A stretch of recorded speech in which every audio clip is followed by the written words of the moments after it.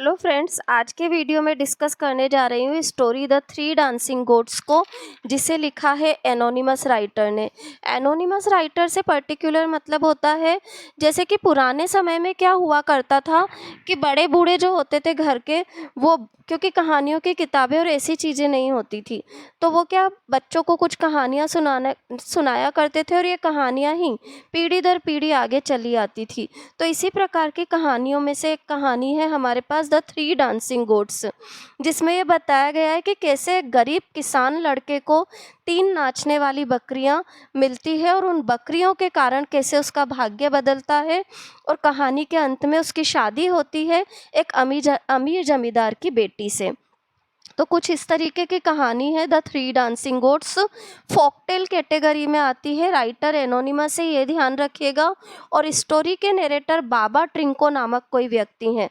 अब राइटर और नरेटर में क्या अंतर होता है, कई बार कहानी के बीच कहानी को कहने वाला व्यक्ति जो होता है, कहानी का कोई कैरेक्टर होता है या फिर कोई व्यक्ति बताया जाता है जो कि कहानी सुना रहा है। हालांकि राइटर अलग होता है और नरेटर अलग होता है, ये चीज़ ध्यान रखिएगा। राइटर यानी कि जिसने स्टोरी लिखी है, पर स्टोरी के अंदर उस स्टोरी को कौन सुना रहा है, दैट इज़ नरेटर। ये अंतर भी ध्यान रखिएगा। नरेटर कई बार पूछा जाता है स्टोरी का, तो बच्चे एनोनिमस डाल देते हैं। एक नंबर में ये क्वेश्चन जब भी आया है, who is the narrator of the story, तो narrator of the story is Baba Trinko. और अगर ये पूछा जाए राइटर कौन है, तो राइटर में आप एनोनिमस डालिएगा कि स्टोरी का राइटर एनोनिमस है। तो चलिए नोट्स देखते हैं ताकि स्टोरी हमें और अच्छे से क्लियर हो। The three dancing goats is the story of which writer is unknown. The three dancing goats एक ऐसी स्टोरी है जिसका राइटर अननोन है। So in place of the name of the writer, तो राइटर के नाम के स्थान पर we use anonymous. There are many stories, कई स्टोरीज हैं which are told by elder people of the house, जिन्हें कि घर के बड़े लोग सुनाते हैं टू द स्मॉल चिल्ड्रन, बच्चों को, which are also enlisted as anonymous, और ये एनोनिमस कैटेगरी में डाल दी जाती हैं। This story comes in the category of folktale, ये स्टोरी भी फोकटेल की कैटेगरी में आती है। Folktales belong to the literature of ancient times. Folktales जो है एंशंट टाइम के लिटरेचर से जुड़ी होती हैं। It tells about popular customs, traditions, magics, rituals of the country at a certain time. ये एक पर्टिकुलर टाइम में कंट्री में जो कस्टम्स, ट्रेडिशंस, मैजिक्स, रिचुअल्स चल रहे होते हैं उनको बताती है। इन दीज स्टोरीज हीरो और heroine is the central figure. In stories में हीरो हीरोइन सेंट्रल फिगर होता है। ही और she is generally very poor, जो कि बहुत गरीब होता है इन द बिगनिंग, शुरुआत में। बट ही और शी इज़ एडवेंचरस, पर होता एडवेंचरस है। In such stories supernatural element also play an important part. ऐसी स्टोरीज में सुपर नेचुरल एलिमेंट भी इम्पोर्टेंट पार्ट अदा करता है। They achieve their aim in the end, उन्हें अंत में अपना लक्ष्य मिलता है। This character marries the very rich person, prince और प्रिंसेस। इस व्यक्ति की शादी होती है किसी बहुत अमीर व्यक्ति, राजकुमारी या राजकुमारी से। Then they live happy life, there लिखा हुआ है, इसे देन कर लीजिएगा। Then they live happy life, फिर वो एक खुश जीवन जीते हैं। There are three main elements in the folktale. Folktale में तीन मेन एलिमेंट होते हैं, the quest, the watch, the wooing. ये ध्यान रखेगा, what are the three main elements और मोटिव्स ऑफ अ फोकटेल। तो द क्वेस्ट, क्वेस्ट यानी खोज, वॉच यानी चौकन्नापन, वूइंग यानी प्रेम निवेदन, विवाह के लिए निवेदन। The primary stage is the quest, सबसे पहला स्तर है क्वेस्ट का, खोज। From where the adventure starts, जहाँ से कहानी शुरू होती है। सर्कमस्टांसेस स्टार्ट, सर्कमस्टेंसेस के बाद स्टार्ट नहीं लिखा हुआ है, लिख लीजिएगा, जहाँ से परिस्थितियाँ बनती है और एडवेंचर शुरू होता है। The watch covers the assessment of situation, watch का मतलब है स्थिति का आकलन, अक्रेंस ऑफ एडवेंचर, एडवेंचर को समझना। By it the goal is achieved, इसके द्वारा लक्ष्य प्राप्त होता है। In wooing the goal is achieved in real, और वूइंग या विवाह के निवेदन या प्रेम निवेदन में क्या होता है, रियल सेंस में गोल मिलता है। लक्ष्य पूरा होता है। द हीरो और heroine wins their life partner, hero heroine को उनका लाइफ पार्टनर मिलता है। दे गेट मैरिड, उनकी शादी होती है। And live a happy life forever, और हमेशा के लिए खुश जीवन जीते हैं। The narration of this story is also के बाद फुल ऑफ और डालिए। The narration of this story is also full of naturality, simplicity and lucidity. जो कहानी का नरेशन है वो नेचुरलिटी, सिंप्लिसिटी और लूसिडिटी से भरा हुआ है। The three dancing goats is a typical Indian folktale, typical Indian folktale है। The theme, characters, the main element, the atmosphere, the technique, all are set in Indian background। सब कुछ Indian background में है।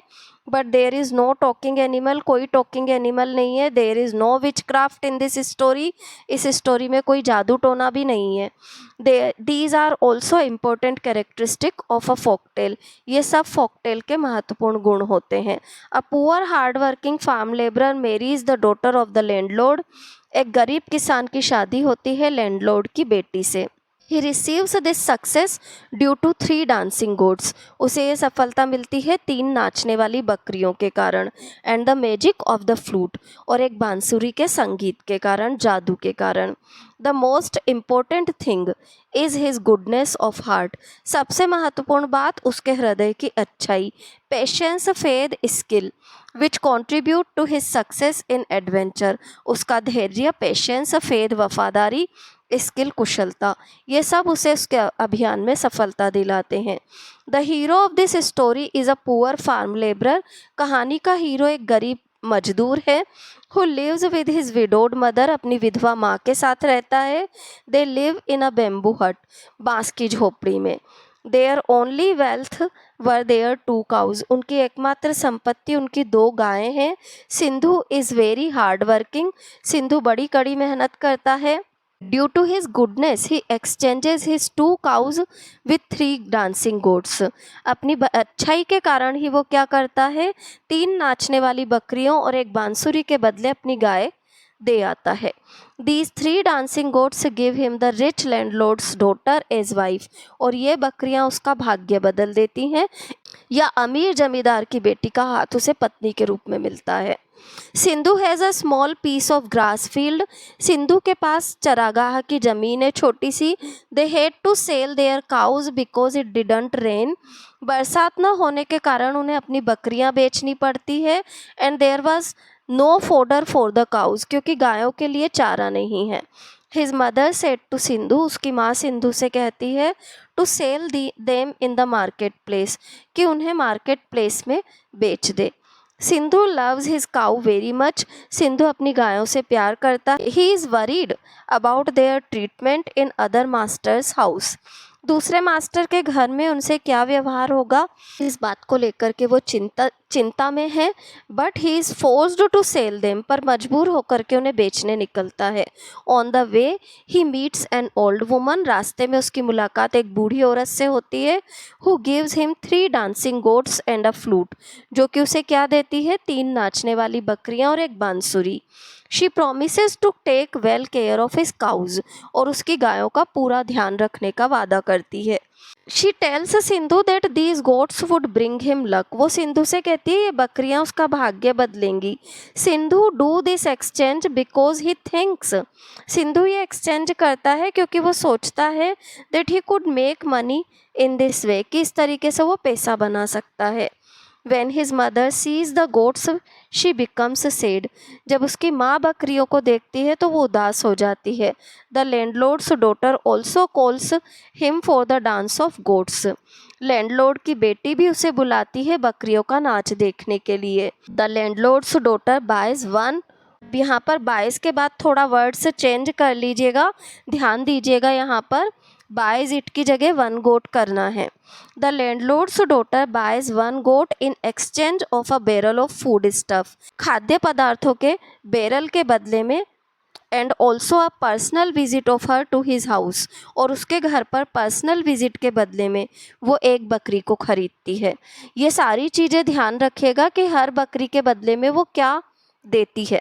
She does it as Sindhu told him, वो ऐसा क्यों करती है, क्योंकि सिंधु ने कहा है।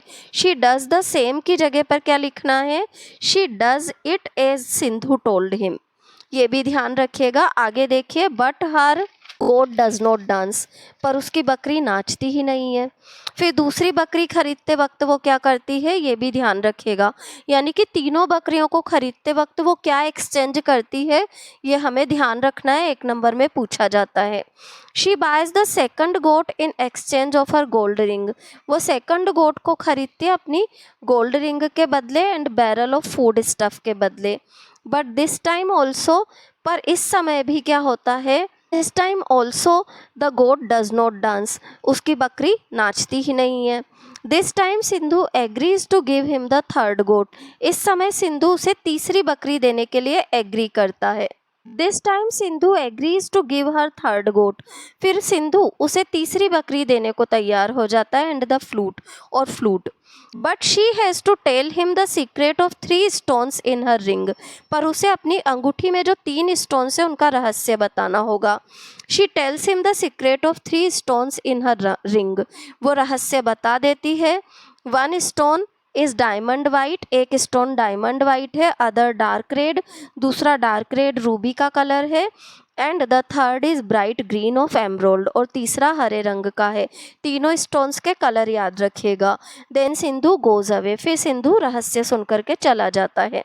द लैंडलॉर्ड प्लान करता है टू मेरी हर, उसकी शादी का, plans to marry her. One who could tell the secret of 3 hidden strands, वो व्यक्ति जो कि 3 छुपे हुए तारों का रहस्य बताएगा, इन हर ट्रेसेस, उसके बालों में, विल मेरी हर, वो उससे शादी करेगा। No one was successful in it, इसमें कोई सफल नहीं हो पाता। Sindhu met a young man who also wanted to win the hand of landlord's daughter, Sindhu युवक से मिलता है जो कि लैंडलॉर्ड की बेटी का हाथ जीतना चाहता है। Sindhu tells him that he know the secret, Sindhu उसे बताता है कि उसे रहस्य पता है। This man takes Sindhu with him to the landlord's daughter, यह आदमी लैंडलॉर्ड की बेटी के पास उसे ले जाता है। Sindhu tells complete secret in front of everyone, सबके सामने सिंधु पूरा रहस्य बताता है। When landlord asked him how he came to know this truth, know it, जब लैंडलॉर्ड उससे पूछता है कि उसे कैसे पता चला, Sindhu tells him the whole story, तो सिंधु पूरी कहानी सुनाता है। Landlord decides to marry both of them, landlord उन दोनों की शादी करने का निर्णय करता है। Thus the poor farm labourer win the hand of landlord's daughter, तो इस प्रकार से गरीब मजदूर लैंडलॉर्ड की बेटी को जीत लेता है। स्वयंवर was the way of marrying girls in ancient times, पुराने समय में लड़कियों की शादी स्वयंवर के माध्यम से होती थी। This kind of marriage have some logic, इस प्रकार की शादी में भी थोड़ा तर्क होता था। But the marriage of Sindhu and landlords daughter can be called whimsical, पर सिंधु और लड़की की शादी कैन बी कॉल्ड विम्सिकल, वो पागलपन भरी है। इट वॉज अ चांस, ये बाय चांस था, that Sindhu came to know the secret, कि सिंधु रहस्य जान गया। But their marriage is wrong, पर शादी गलत है। Because they were economically apart, क्योंकि आर्थिक स्तर पर देखा जाए तो वो दोनों बिल्कुल अलग थे। It should remain the fancy of Sindhu, ये केवल सिंधु की कल्पना में रहता। In fact, Sindhu wanted to marry her from the day he achieved the 3 dancing goats. जिस दिन उसे तीनों बकरियां मिली उस दिन से सिंधु उससे शादी करना चाहता था। At present such marriages happen. The marriage of rich and poor, आज के समय में भी ऐसी शादियां होती है। The marriage of rich and poor can happen in case of love marriage only. Love marriage के बाद ओनली लिखिएगा। शादी जो होती है, लव मैरिज जो होती है, उसमें अमीर गरीब की शादी हो सकती है। Every parent want to see their daughter happy in future, every parent want to see their daughters happy in future, हर पेरेंट अपनी बेटियों को भविष्य में खुश देखना चाहते हैं। So they do all the arrangement, तो वो हर अरेंजमेंट केयर करते हैं, एंड फॉलो ऑल मेजर्स, और हर मेजर करते हैं, टू कीप देम हैप्पी, उन्हें खुश रखने के लिए, इन फ्यूचर भविष्य में। So we can say that the marriage of Sindhu, तो हम कह सकते हैं कि सिंधु की शादी and the girl is completely whimsical, completely सनक भरी है। The three dancing goats is a story written by unknown. Three dancing goats जो स्टोरी है वो किसी अननोन व्यक्ति ने लिखी है। यहाँ पर मेरा ये वीडियो कंप्लीट होता है, हमारे नोट्स कंप्लीट होते हैं। अगर आपको और कोई भी कन्फ्यूज़न हो तो प्लीज़ कमेंट बॉक्स में कमेंट डालिए। वीडियो अच्छा लगा हो तो चैनल को लाइक, सब्सक्राइब और शेयर ज़रूर करें। Thank you everyone.